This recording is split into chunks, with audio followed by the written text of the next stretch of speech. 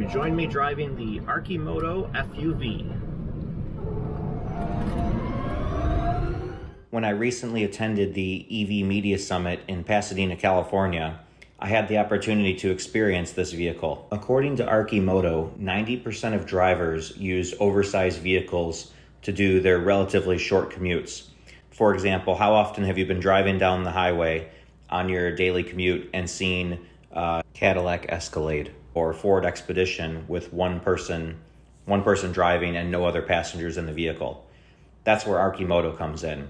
For people who aren't ready to go completely electric, but still want to cut their emissions, the Arcimoto FUV perfectly can fit into a daily routine where you have a relatively short commute around town. And also its small size makes it very zippy and easy to park. First, I'm going to let John describe the vehicle, and then I'll go into further depth about the different models available, as well as the range and build options. And then I'll take it for a spin around the parking lot. I don't know. On this side over here, we actually, John, would you mind giving us like a product demo of the Arcimoto? Yeah, sure. Hey everyone, welcome. My name's John with Arcimoto. These are the fun utility vehicles, the FUV. We set out to make the most affordable, efficient EV for everyday driving. And we sat down, what is everyday driving? 90% of rides today have only one or two people in the vehicle. The average American only drives 30 miles a day. The medium trip distance is only about 3 to 5 miles. So we set out to design a vehicle that can check all those boxes. So the FUV has a top speed of 75 miles per hour. You can take it on the freeway, you can take it in the carpool lane by yourself. It has an EPA range of 102 city miles per charge. You can crank it up to 55 miles an hour continuous without using the regen. You will get 60 miles of range. If you crank it all the way up to 75, you'll get about 35 miles of range. You can plug it into any standard wall outlet or level 2 charger. Heated seats, heated grips. Starts at $17,900 before rebates and incentives. So we'd be happy to get you guys in the cockpit and let you take a little cruise around the lot and get a feel for it when you get a chance. But happy to answer any questions you have and introduce you to the vehicle. Thank you, sir. Appreciate it. Just some quick facts about the Arcimoto. One thing to note is since I filmed this, price has actually increased. It's now starting at $19,900, although you can find some vehicles in inventory on their website at a cheaper price. A couple more features of the Arcimoto is it features a crisscross seatbelt system, which you'll see me putting on right here. They are made in Eugene, Oregon. There's a couple different options you can choose, such as half doors, cup holder, phone mount, etc., things like that. Now I'm going to jump into the video and let John explain the quirks about how this vehicle drives, in that there is a throttle, a regen lever, and friction brakes, and all three are separate controls. When you want to slow down, just release the pressure on that throttle with your right index finger, grab that trigger. That's the regen trigger. It's variable, so go ahead and use it at your leisure.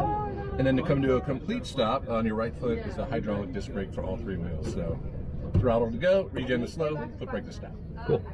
Okay, I'll go ahead and turn this off. So the P button there is your parking brake. Go ahead and tap that button. Put your foot on the brake, you might roll. All right, go and slide her into drive on your right thumb. Then nice and easy, go ahead and just take a few laps, get a feel for it. Cool. What's up, guys? Now I'm going to take it for a quick spin and kind of let you listen in onto more of my thoughts throughout that, and then we'll wrap up the video at the end. They're available for ordering and purchasing on basically the West Coast and East Coast. So pretty much services from Washington all the way down to Arizona and over to New Mexico. On the East Coast, they're going from Florida all the way up to New York.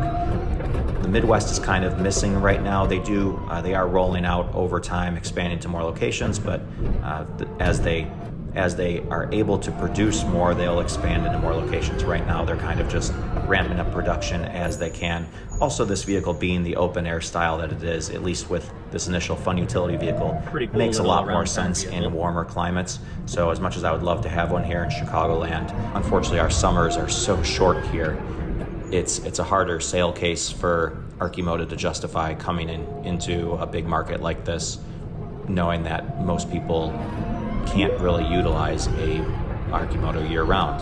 Now, if they decided to implement more of a closed cockpit style like the Electromechanica Solo or even like the Aptera is going to have. Maybe that's in a future model that will be able to benefit more in more climates, but it does still feature the heated hand grips and heated seat, so that certainly does help it be a little bit more resistant to cold weather, like versus a traditional motorcycle or true open cockpit, three-wheel motorcycle.